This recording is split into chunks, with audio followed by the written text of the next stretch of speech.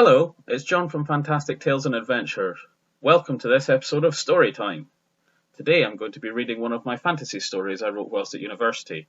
It is called Thrown to Wolves. Sit back and enjoy. The Cathedral of Mal looms above the cityscape, its ancient architecture beautiful and terrible, its towers, spires and gargoyles an imposing presence to all that pass.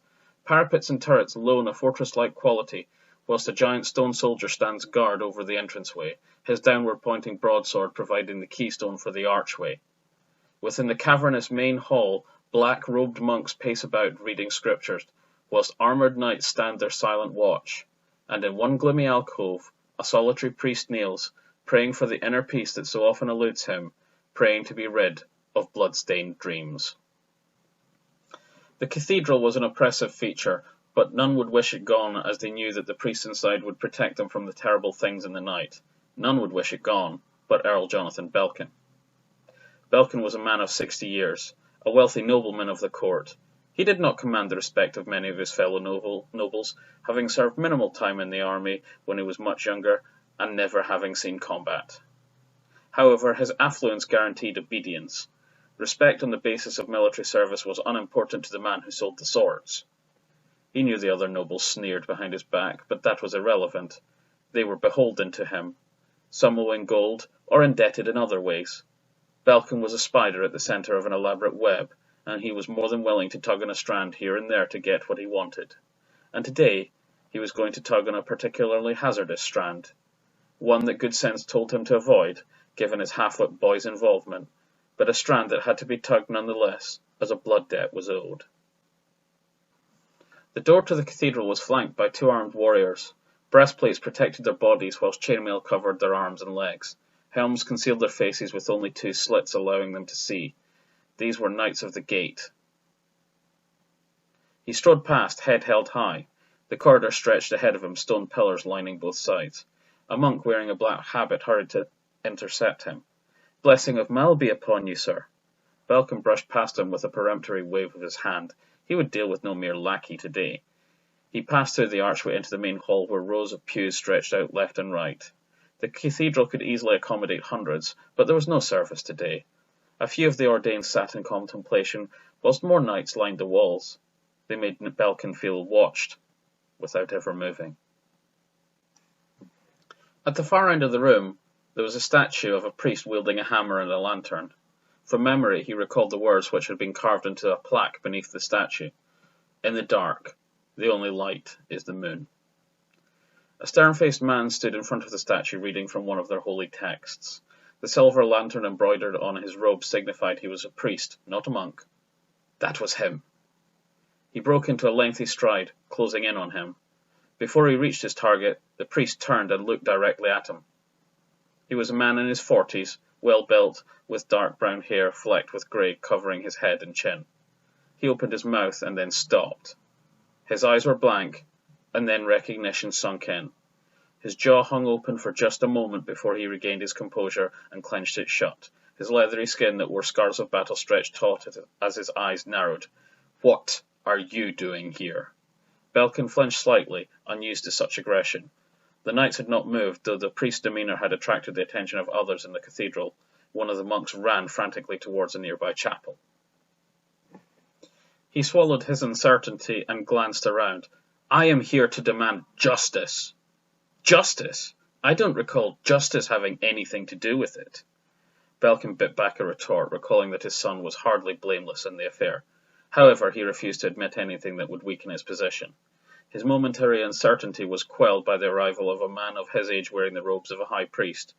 His head was shorn of all hair, and his icy gaze was given emphasis by prominent wrinkles. "I am High Father Thomas. Is there a problem here?" He spoke quietly. "Precisely." "The gentleman here believes he is owed justice for a past transgression." The priest glared at Jonathan. "He is in error. Gravely. And he would do well to leave." The senior priest looked at Belkin. "Is it true? Do you demand justice of Father Dominic?" "This bastard beat my son nearly to death with a hammer. Even now he cannot walk and has to be fed mush by servants." His face was red and trembling. The older priest looked at the nobleman, and then at his colleague. "And when did this alleged incident take place? I confess I can recall no such thing happening in recent times." Belkin ground his teeth, glaring at Dominic, whose hostility now appeared abated, replaced with steel calm. The nobleman felt the gaze of the priest boring through him, never wavering. "It happened 15 years ago, when Father Dominic was Brother Dominic. It is a matter of public record, and this man was never punished. I demand justice. I demand satisfaction." Dominic glanced at the senior priest. His mouth twitched at one corner, then his gaze returned to Belkin. There was no defeat in him. "I'm afraid that is impossible," replied Thomas. "Brother Dominic, as you describe him, joined the Sons of Mercy 15 years ago. He served his penance with them and is granted forgiveness." "That is not good enough," declared Belkin. "Just because this man fled to the refuge of your cult does not mean he is exempt from punishment." "Of course he is not exempt," replied the senior priest tersely. "He has merely atoned for any transgressions through military service. What you call military service, I call church-sponsored knife work." Thomas looked at Belkin coolly and said, "Call it what you will, it changes nothing, and unless you have anything else to bring to our attention, we must beg your indulgence and excuse ourselves." The two priests looked at him silently. Belkin trembled with rage. "This is not over." Dominic sat on a mat, his legs crossed and eyes closed, murmuring to himself in front of the shrine embedded in the wall, white lantern-light giving the chapel an eerie glow. Father Thomas waited patiently for him by the archway. Without opening his eyes, the praying priest cleared his throat. "Come in, Thomas. I know you're there." Thomas smiled. Dominic had an awareness that bordered on supernatural. "I should have known I couldn't sneak off on you." The other opened his eyes and rose to his feet smoothly. "What can I do for you?" The high priest held the smile for a moment longer. He was not going to like this. "Belkin." Dominic's eyes narrowed into a scowl. "What about him?" Thomas let out a sigh. "He's been making a nuisance of himself. He has some very important people owing him favours. They are applying a lot of pressure on us. Our suppliers, our workers, our partners are being targeted. Intimidation, violence. A stonemason who carves tombstones for us had his hand crushed. We were able to procure healing, of course, but still." Dominic tightened his fists, knuckles turning white, his face darkening and the rage of his youth bubbling to the surface. "If he is targeting our friends, then send the Gate Knights to visit him, and his sons." He paused for a moment. "Better yet, Do not finish that sentence, cleric," commanded the high priest. "You have already ventured down that road once before and spent 15 years paying for your sins," roared Dominic. 15 years paying for my sins, you say? Come now, Thomas. You took my confession when I joined the Sons. You heard all the details. I held nothing back. Mercy himself saw fit to spare me. Sins be damned. Rashness. 15 years paying for your rashness. You didn't see her. Broken, bruised and bleeding. My behaviour may have been rash, but it was justified. Dominic allowed a breath to escape, and continued quietly.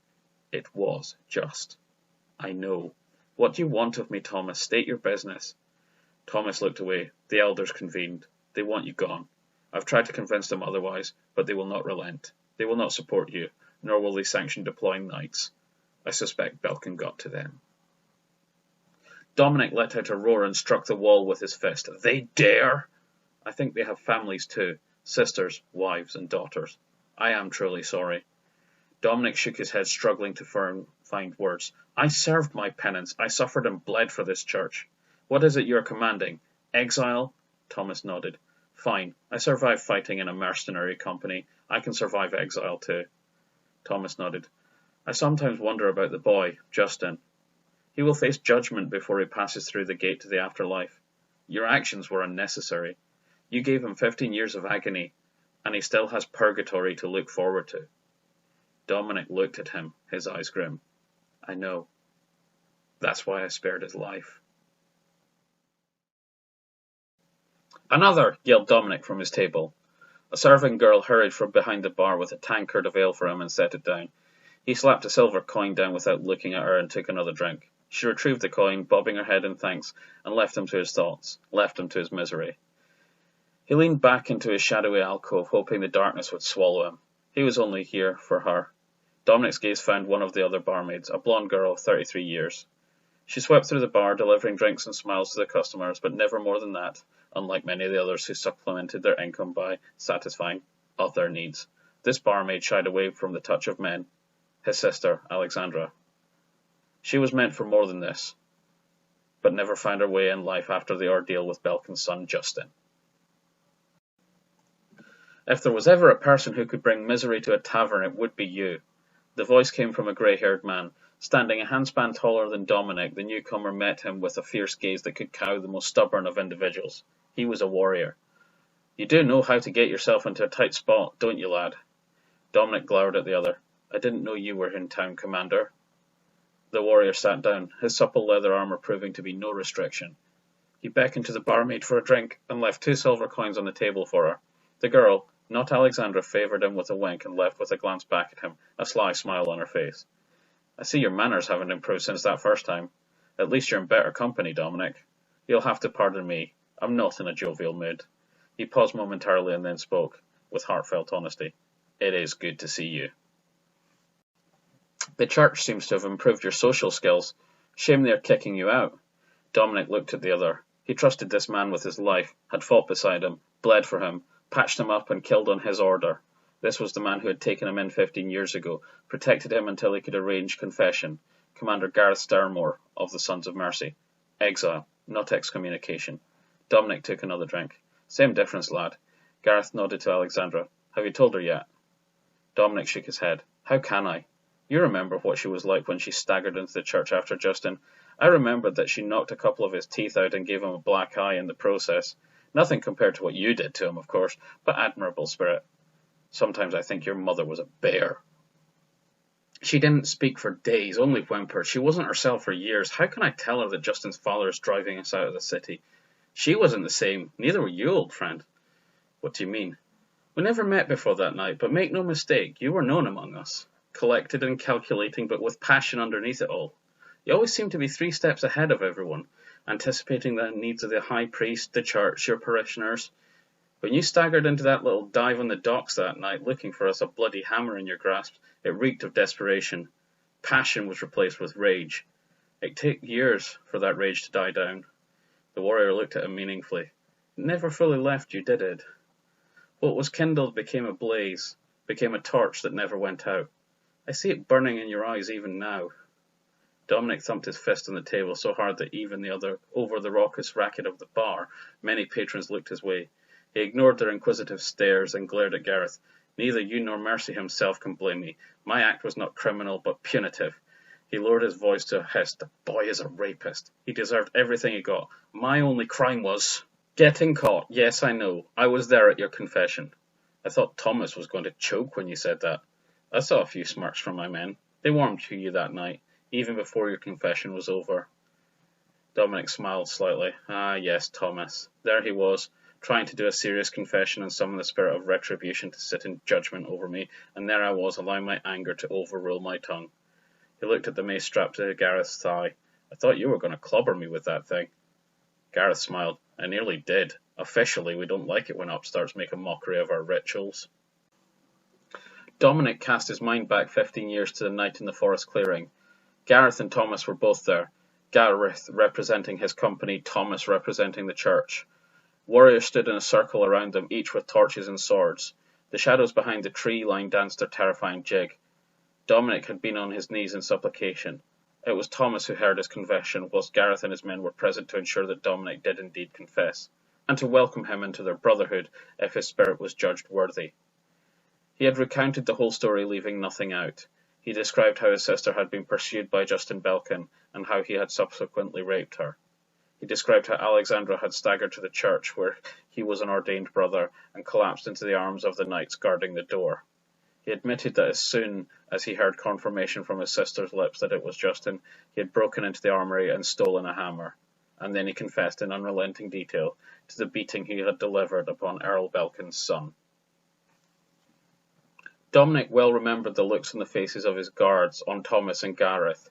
Even the hardened warriors could not hide their mixed emotions when hearing the harrowing tale of Justin's beating.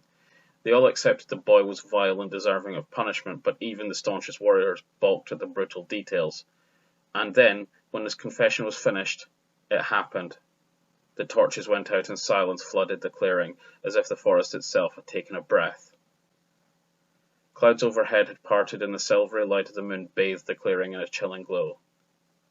It was bigger than a horse, the creature that prowled from the woods. A shaggy grey coat covered its entire body, amber eyes reflected the glow of the moonlight. It left no paw marks as it approached him. The massive lupine muzzle was thrust into his face, its warm, moist breath landing on his flesh. It was Mercy, a giant wolf, the spirit of retribution. I recall when you were judged. You never flinched, not even in the face of Mercy. That was when you won the men. Even Mercy respected your heart.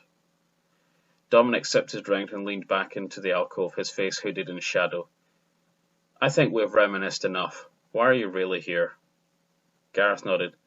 That was always the thing I liked most about you, your candour. I was in the area and Thomas contacted me, asked me to reach out to you. To what end? I'm exiled. I must leave the city within the week. You know you always have a place with the sons. We'd be honoured to have you back. Dominic shook his head, then indicated Alexandra. I'm not leaving her again. Gareth nodded. I thought you'd say that. Thomas tells me that the Cathedral of Mal in the Savalan capital would be lucky to have you as one of their senior priests. My men and I are going that way in a few days. You and Alexandra are welcome to travel with us. This is the second time I have been exiled from my home by a Belkin. It isn't right. No, it isn't. Life isn't always fair. It is the reason my men and I exist. You know that. You exist, we exist, to punish those that evade justice, not to offer refuge to those that are strangled by it. Gareth struck him in the jaw, catching Dominic unawares and drawing the attention of several patrons. The priest recoiled and began to rise, spitting blood from his mouth, a look of lethal menace in his eyes. Gareth fixed him with a glare. Self-pity doesn't become you. You're in a tough spot. Deal with it. He turned to the patrons, many of whom were now looking at them, and gave them a mollifying wave. Difference of opinion. Go back to your drinks. Dominic narrowed his eyes, dragged his wrist across his mouth, cleaning it of blood, relaxed back onto his seat and rubbed his jaw. I see your right hook hasn't diminished any. The crowd dispersed when it was clear that no fight was going to start. Alexandra looked on, uncertain. He shook his head. She had seen him in bar fights before. I'll need to speak to her. That's better. I'll find you later and arrange the details with you. Give my regards to your sister. The mercenary stood. Where are you going? Gareth's expression became grim. Church business. Seems someone has been causing trouble locally. Had a stonemason's hand shattered, among other things. Mercy takes many forms. You know that. The warrior slipped into the crowd without another word. Dominic sighed and placed his forehead in his hand. A single tear formed on his eye and escaped. He wiped the residue away and then beckoned to his sister. She looked over expectantly at him. Alexandra, I have something to tell you. Perhaps you'd better sit down. And that is the end of this episode of Storytime. I hope you enjoyed that story as much as I enjoyed writing and retelling it.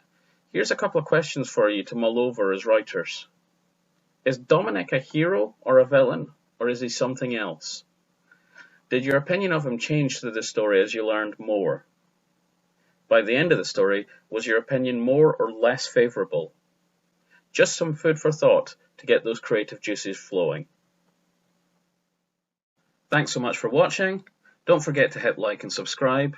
You can find links to my blog and social media in the description below, and you can support this channel by clicking on the button on screen just now. All the best. Happy writing!